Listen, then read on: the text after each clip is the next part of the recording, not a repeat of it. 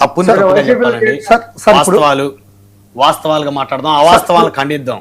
Sir ఇప్పుడు YSR Congress party కార్యకర్తల మీద, నాయకుల మీద ఏబిఎన్ ఆంధ్రజ్యోతి రాధాకృష్ణ గారు చేసినటువంటి పలుకుల్ని, ఈ యొక్క కొత్త పలుకులు అనేటువంటి విధాన్ని ఖచ్చితంగా యావత్ ప్రపంచం కూడా ఖండించాల్సినటువంటి అవసరం ఉంది. సభ్య సమాజం తలదించుకునే మాదిరి చేసినాడు. ఇప్పుడు రాధాకృష్ణ గారు ఖచ్చితంగా మాకు సమాధానం చెప్తూ క్షమాపణ చెప్పాల్సినటువంటి అవసరం ఉంది. లేని పక్షంలో మీ ద్వారా మేము ఈ యొక్క పత్రిక విలువల్ని కాపాడేటువంటి ఏదైనా సంస్థలు ఉంటే ఆ సంస్థలకు తెలియజేస్తున్నాం. ఏబిఎన్ ఆంధ్రజ్యోతి యొక్క ప్రసారాలను నిలపండి, లేకుంటే మన రాధాకృష్ణ గారిని ఖచ్చితంగా దోషిగా కోర్టు ముందు నిలబెట్టాల్సి వస్తుంది.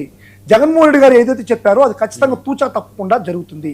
ఈ రోజుకైనా సరే కనువిప్పు కలిగించుకొని రాధాకృష్ణ తప్పును సరిదిద్దుకోవాల్సినటువంటి అవసరం ఉంది. నిజంగా అసలు రాధాకృష్ణకి ఈ వ్యాఖ్యలు చేయాల్సినటువంటి అవసరం ఏంటి? ఒక పత్రిక, ఆయన ఏమి రాజకీయ ప్రముఖుడు కాదు కదా, రాజకీయాల్లో ఉండే వ్యక్తి అయితే చెయ్యాలి.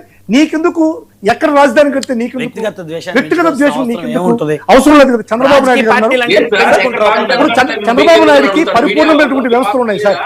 వైఎస్ఆర్ కాంగ్రెస్ పార్టీని అడ్డగించడానికి చంద్రబాబు నాయుడికి పరిపూర్ణమైన వ్యవస్థలు ఉన్నాయి.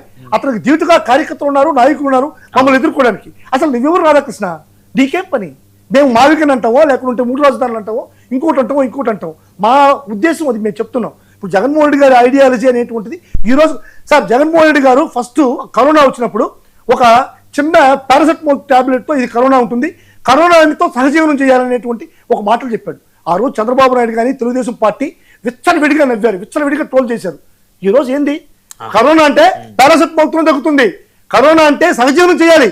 జగన్మోహన్ రెడ్డి గారి ఐడియాలజీ అది ఫ్యూచరిస్టిక్ ఐడియాలజీ. అంటే ఈ రోజు కూడా చెప్తున్నాం, మాదిగన్ అనేది పర్ఫెక్ట్ సూటబుల్ రాజధాని ఫర్ ఆంధ్రప్రదేశ్.